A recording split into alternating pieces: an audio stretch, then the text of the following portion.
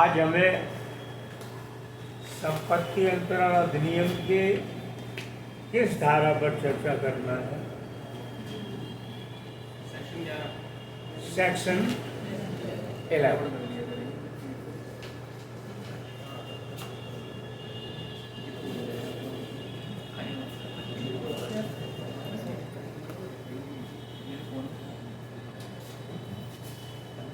लोग आ जा रहे हैं?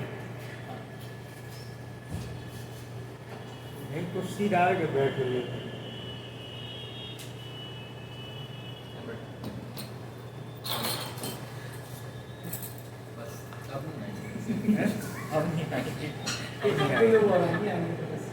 कितने लोग हैं?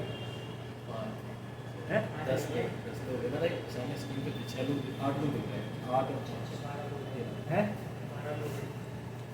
चलो, धारा 11 में सेक्शन 11 ट्रांसफर ऑफ प्रॉपर्टी है।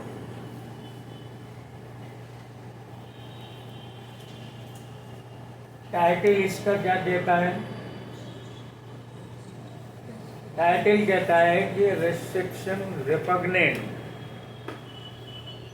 To interest created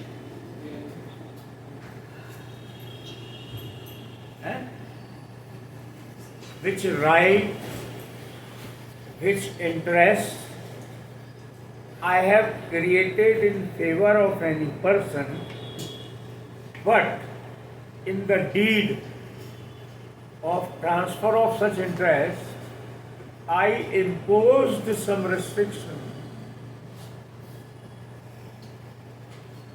against the interest which I transferred.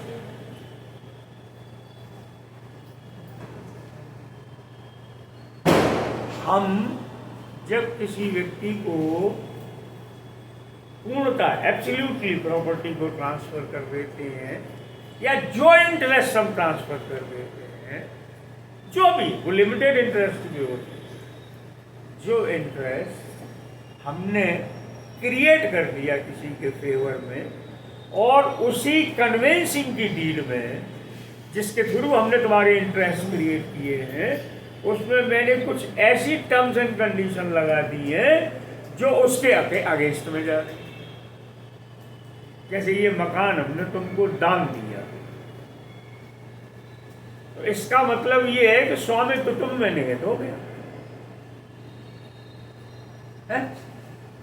अब हमने डीड में पीछे ये भी लिख दिया कि तुम न खुद रहोगे, न किराए पे दोगे, न कभी बेचोगे, न कभी दान करोगे, न विनिमय करोगे, न पट्टा करोगे, तो तुम हमें दे क्या रहे हो? एक तरफ कह रहे हो हम तुम्हें ओनर बना रहे हैं, एक तरफ कह रहे हैं कि अब तुम ओनर, सारे तुम में हमने इंटरेस्ट तुमको दिए प्रॉपर्टी में, लेकिन जो इंटरेस्ट दिए कि हम तुम्हें लीज पे देते हैं लेकिन कब जानी रहेंगे, यार कोई बात होती है?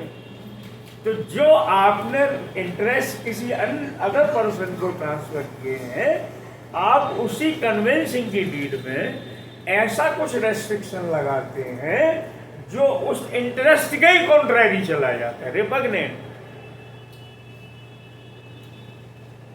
हिंदी में क्या लिखा है? हाँ, हिंदी में देखो, सृष्ट हित के विरुद्ध निर्बंध। जो हमने अधिकार तुम में निहित किए हैं, जहां की संपत्ति के अंतरण पर, where on transfer of property and interest therein is created absolutely in favour of any person. सब कुछ हमने उसे दे दिया, स्वामित्व भी, कब्जा भी। तो अब सब कुछ जब हम उसे दे चुके, एब्सोल्यूट ट्रांसफर कर चुके, तो हम इसका मतलब ये कि जितने भी राइट हो सकते थे हमारे, वो सब तुम में चले गए कि नहीं, मतलब ट्रांसफर में वेस्ट हो गए कि नहीं। लेकिन आपने जो इंटरेस्ट उसको दिए उसी कन्वेंसिंग की डीड में, जिसमें आप इंटरेस्ट दे रहे हैं उसी कन्वेंसिंग की डीड में आपने कुछ ऐसी कंडीशन इम्पोज कर दी है कि जो इंटरेस्ट दिया गया है हम उसका यूज ही नहीं, वो रिपग्नेंट है। जो राइट दिया गया और जो हमें ड्यूटीज डाली गई, ड्यूटी ठीक राइट के विपरीत थी। तो ये तो संभव ही नहीं है कि न तुम गिफ्ट कर दिया, इसका मतलब एब्सोल्युटली दे दिया हमने तुम। अब हम कहें ना तुम रहोगे, ना किराए पे दोगे, ना बेचोगे, तो फिर हम करेंगे ब्याज। तो एक फेक टाइप का ट्रांसफर हो गया, तो ट्रांसफर हुआ ही क्या। तो आप ऐसा कोई रेस्ट्रिक्शन इम्पोज अगर कर देते हैं तो वो कंडीशन वॉइड होगी, ट्रांसफर वैलिड। ट्रांसफर वैलिड होगा और जो ट्रांसफरी है वो उस प्रॉपर्टी को इस प्रकार होल्ड करेगा that he has complied with the condition. वो उसको ऐसे धारण करेगा कि उसने शर्त पूरी कर दी है, या ऐसे धारण करेगा, दूसरे शब्दों में बोल देता हूं कि जैसे उसके ऊपर कोई शर्त कभी थी। पढ़ो।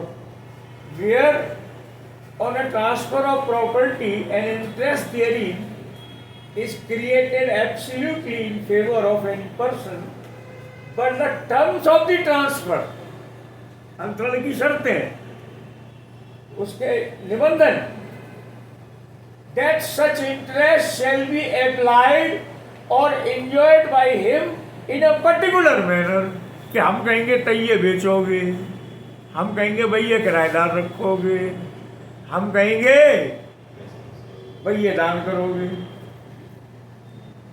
ये तो हमारे स्वामित्व के विपरीत शर्तें लग रही हैं कि नहीं लग रही हैं। तो क्या कह रहे हैं, इन अ पर्टिकुलर मैनर, कि वो विशेष प्रकार से ही ट्रांसफर करेगा। भाई जब तुमने एक बार दान कर दी तो वो उसका मन है कैसे ट्रांसफर करेगा। आप उसके राइट टू ट्रांसफर को अपने पास रिजर्व कैसे कर सकते हैं। ये हाँ, तुम आप उसके राइट टू ट्रांसफर को खुद रिजर्व करके बैठ गए हो कि हम बताएंगे कैसे ट्रांसफर होगी। तो ऐसा थोड़ी होता है। तो उन्होंने लिखा आगे, he shall be entitled to receive and, he word किया गया ट्रांसफरी के लिए, ही shall be entitled to receive and dispose of such interest as if there were no such directions. ठीक है, आगे बढ़े। चलिए, अब इसमें एक बात लिखी हुई है, मैं हिंदी में पढ़ लेता हूँ थोड़ा सा। जहाँ की संपत्ति के अंतरण पर उस संपत्ति में किसी व्यक्ति के पक्ष में हित आत्यंतिकतः स्पष्ट किया जाता है, किंतु अंतरण के निर्बंधन टर्म्स निर्देश करते हो, डायरेक्शन देते हो कि वह ऐसे हित का किसी विशिष्ट रीति से उपयोजन या उपभोग करे, वह ऐसे हित को ऐसे प्राप्त और ग्रहणित करने का हकदार होगा मानो ऐसा कोई निर्देश उसे दिखाई नहीं।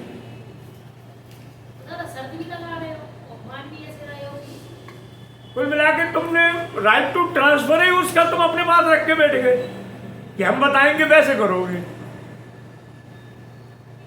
तो फिर तुमने एब्सोल्यूट ट्रांसफर कहाँ किया। जब एब्सोल्यूट का तो मतलब ये है कि ट्रांसफर के बाद जितने राइट और लायबिलिटी थे वो सब ट्रांसफरी में वेस्ट हो गए।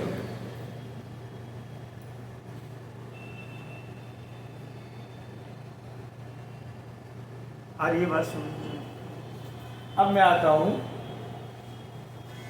where any such direction has been made in respect of any piece of immovable property for the purpose of securing the beneficial enjoyment of another piece of such property, nothing in this section shall be deemed to affect any right which the transferor may have to enforce such direction or any remedy which may have in respect of breach it. जरा board पर लगा, हिंदी में पढ़ देता हूं मैं। जहां की ऐसा कोई निर्देश स्थावर संपत्ति के एक टुकड़े के बारे में उस संपत्ति के दूसरे टुकड़े के फायदाप्रद उपभोग को सुनिश्चित करने के प्रयोजन से किया गया है, वहां इस धारा की कोई विवाद ऐसे अधिकार पर जो अंतरंग ऐसे निर्देश का प्रवर्तन कराने के लिए रखता हो या किसी ऐसे उपचार पर जो उसके भंग के बारे में रखता हो प्रभाव डालने वाली नहीं समझी जाए। अब मैं आपको इस तरह के सामने एक थोड़ा सा एग्जाम्पल देखिए।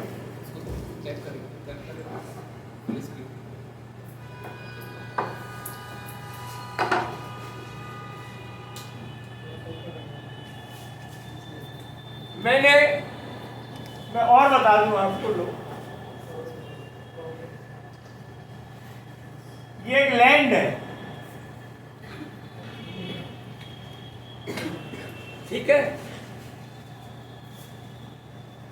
इसके ए इसका ओनर है,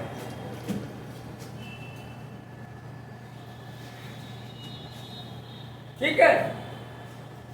यहां पर एक कुआं है जिससे पूरी लैंड की सिंचाई होगी, इरिगेट, ठीक है। अब ए ने ये पोर्शन, इसके दो पोर्शन करे लैंड के, एक्स और वाई, और उसने एक्स पोर्शन बी को सेल कर दिया, ठीक है।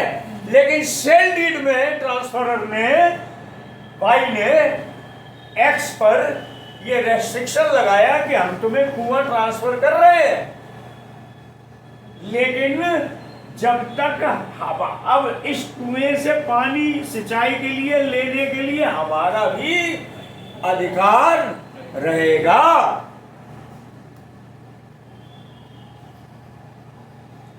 क्योंकि हम अपनी प्रॉपर्टी का बेनिफिशियल एंजॉयमेंट तभी कर पाएंगे जब हमें राइट टू इरिगेट भी होगा। हमें पानी नहीं मिलेगा तो काय पे फसल करेंगे? Is that clear? तो वाई ने ये पीस ट्रांसफर करते समय अंतरक ने अंतरिकी पर ये शर्त लगाई।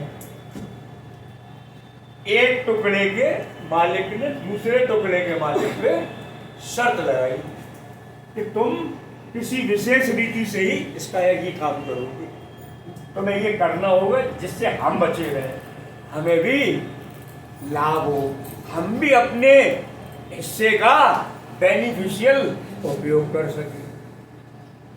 आ रहा है समझ में?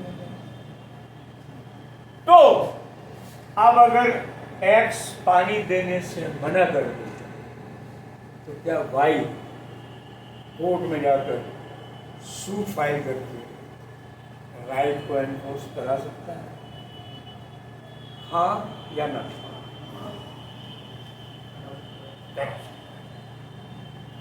पढ़ो एक बार सेकंड क्लॉज।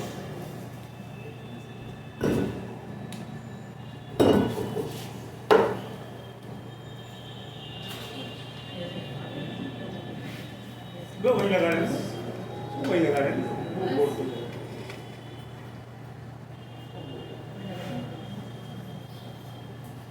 अब हम एक तरफ हम चलेंगे, एक तरफ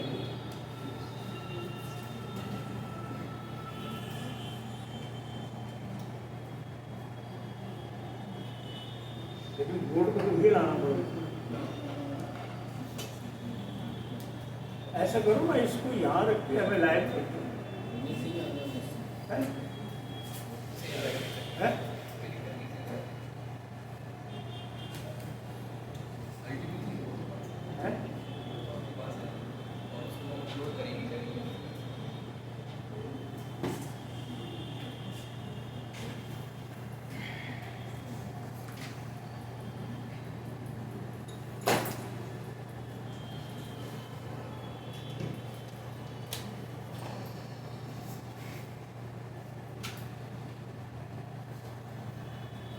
बात आई समझ में, है ना? लेकिन फिर वही बात जो कल हो रही थी, पार्शियल कंडीशन। एब्सोल्यूट अगर रोक रहा है, ये कह रहा है अगर वो कि हम तुम्हें बेच रहे हैं, कब्जा 6 महीना नहीं मिलेगा,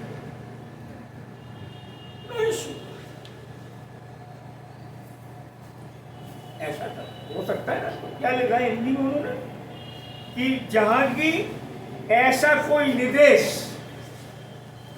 स्थावर संपत्ति के एक टुकड़े के बारे में, अर्थात जो उधर वाला टुकड़ा है, वाई वाला, उस संपत्ति के दूसरे टुकड़े के फायदाप्रद उपभोग के, अच्छा एक्स वाली बात, सुनिश्चित करने के लिए के प्रयोजन से किया गया हो, वहाँ इस धारा की कोई भी बात किसी ऐसे अधिकार पर जो अंतरक ऐसे निर्देश का प्रवर्तन कराने के लिए रखता हो, उस पर प्रभाव डालने वाली नहीं समझी। अर्थात ट्रांसफरर का जो उसने वाई पार्ट का जो ट्रांसफर ओनर है, उसने ट्रांसफर किया है एक्स पार्ट, है ना? तो यूं मान के चलिए कि जो कंडीशन उसने लगाई थी कि मैं कुएं से पानी लेने का हकदार हूं, तो वो उसको देगा, और अगर न दे तो जो डायरेक्शन उस पार्ट के ओनर ने, वाई पार्ट के ओनर ने, जब एक्स पार्ट ट्रांसफर किया था बी को, तो उसने ये बात उसको शर्त के रूप में लगा दी थी कि हम इसमें से पानी लेंगे। अब एक्स पार्ट का ओनर बी पानी लेने के राइट से हमें रोक नहीं सकता, क्योंकि ट्रांसफर के दोनों ही प्रॉपर्टी हमारी थी। पहले तो ये था कि एक प्रॉपर्टी थी, उसमें एक कुआं था, लेकिन अब हमने पार्ट करके बेच दी, एक पार्ट बेच दी। अब बेच दी तो कुआं वाला पार्ट हमने बेच दिया और बाकी पार्ट अपने पास रख, समझ में आ रही है? और हमने कुएं वाले पार्ट के ट्रांसफरी पे, मैं ट्रांसफरर हूं, मैंने उस ट्रांसफरी पे ये रेस्ट्रिक्शन लगाया कि बॉस कुआं तुम्हें हम बेच रहे हैं, लेकिन हमारा इसमें से पानी लेने का राइट वो रिजर्व में सिंचाई के लिए, क्योंकि हम अपनी टुकड़े का बेनिफिशियल एंजॉयमेंट तभी तो कर पाएंगे। तो लिखा है कि जहां एक टुकड़े पर के ऊपर दूसरे टुकड़े के बेनिफिशियल एंजॉयमेंट के लिए कोई डायरेक्शन दिया गया हो, या दिया गया है पानी दोगे, ये डायरेक्शन दिया गया हो, तो वो लागू रहेगा। और अगर वो डायरेक्शन का वायोलेशन करता है तो उस डायरेक्शन को एनफोर्स कराने के लिए आप सिविल कोर्ट में,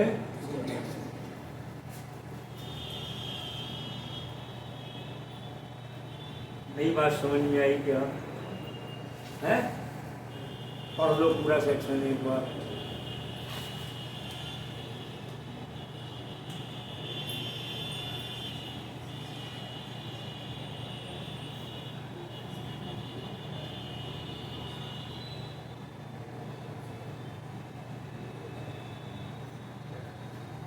सर अगर ये डायरेक्शन पहले नहीं लगी तो बाद में नहीं लगा सकते? बाद में ट्रांसफर की डीड में लगेगी,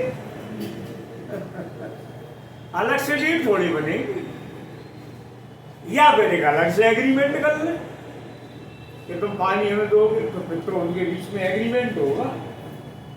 एज ऑफ राइट तुम पानी थोड़ी दोगे, अभी तो पानी तुम एज ऑफ राइट ले रहे हो, तो तुमने डीड में ही डायरेक्शन दे रखा है और सामने वाले ने एक्सेप्ट कर रखा है, तो इसलिए एज ऑफ राइट अभी तुम उसे करेंगे। लेकिन अगर at the date of transfer ये बात नहीं होती, बाद में अगर वाई और ए और बी, वाई और एक्स के बारे में एग्रीमेंट करते कि हम पानी देंगे, तो वो तो एक एग्रीमेंट है, कॉन्ट्रैक्चुअल ऑब्लिगेशन है। नहीं समझ में आ रही बात?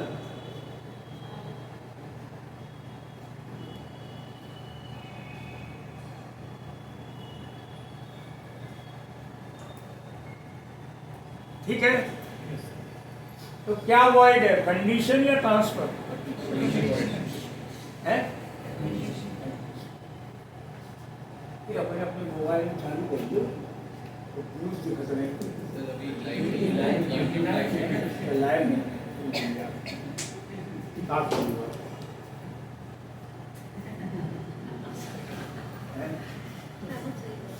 वीडियो एक्टर एडिट करके चलो आगे section 12 transfer of property act.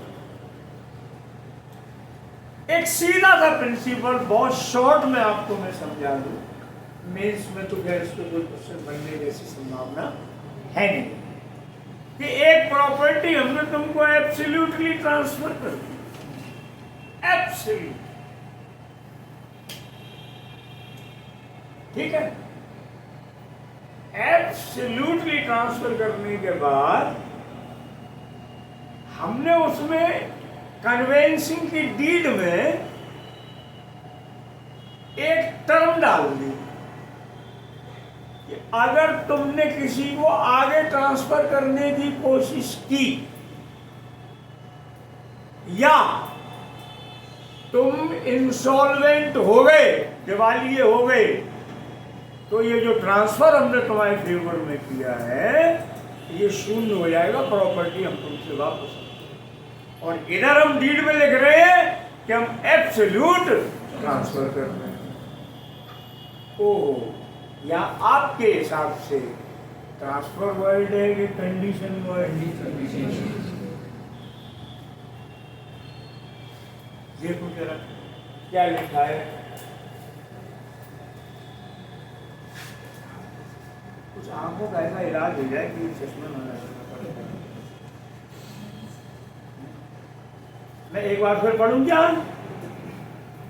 जहां की इस शर्त या मर्यादा के अध्ययन संपत्ति अंतरित की जाती है कि किसी व्यक्ति को या उसके फायदे के लिए आरक्षित या दिया हुआ उस संपत्ति में का कोई भी हित उस व्यक्ति के दिवालिया होने पर या उसके अंतरण या व्ययन करने का प्रयास करने पर समाप्त हो जाएगा, वहां ऐसी शर्त या मर्यादा शून्य, लिमिट लगा दी। फिर मैं इंग्लिश में देखो क्या लिखा है, where property is transferred subject to a condition. क्या कंडीशन? और लिमिटेशन। लिमिटेशन मीन्स रेस्ट्रिक्शन का मतलब है। तो सब्जेक्ट टू अ कंडीशन और रेस्ट्रिक्शन, इन लिमिटेशन को यहां रेस्ट्रिक्शन वर्ड से समझते हैं। Restriction making any interest therein reserved or given to or the benefit of any person to cease on his becoming insolvent or endeavouring to or dispose of the same, then such condition or limitation is avoided। लेकिन ये lease पर लागू नहीं। ठीक है, यहां से भी प्री में ही बनता है, मेंस में नहीं। अब एक काम है, इसकी रिकॉर्डिंग को ये रुको, अभी तो अपने ही लोग हैं। धारा 13 आज ही पढ़नी है या हम धारा 13 को कल से फ्रेश एक वीडियो धारा 13 की बना है? तो क्लिक आउट कर देंगे, कोई दिक्कत नहीं, आपको चलने दीजिए, आपको चलने दीजिए, हम उसको क्लिक आउट कर देंगे, वहाँ से पार्ट अलग स्प्लिट कर देंगे, लेक्चर ही अलग डाल देंगे। चल